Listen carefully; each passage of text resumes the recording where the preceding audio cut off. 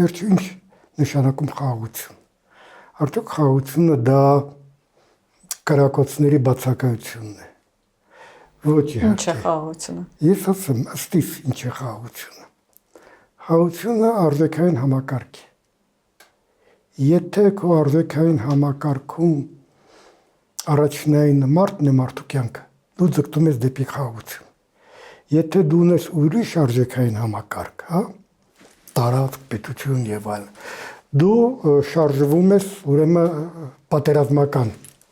փիլիսոփայությամբ։ Եվ դա մենք այսօրվա աշխարհում շատ լավ տեսնում ենք, հա, որ երկրներն են դիմում պատերազմի, դրանք այն երկրներն են, որոնք արհամարհում են մարդուն որպես արժեք։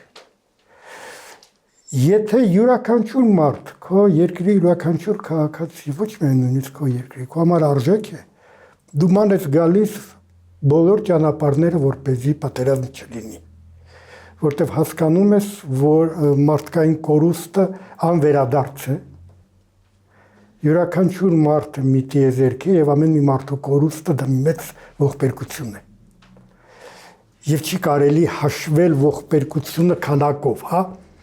4000-ը ողբերգություն չի, 5000-ը ողբերգություն է, միլիոնը այդքան էլ ողբերգություն չի, միլիոն ու կեսը ողբերգություն եւ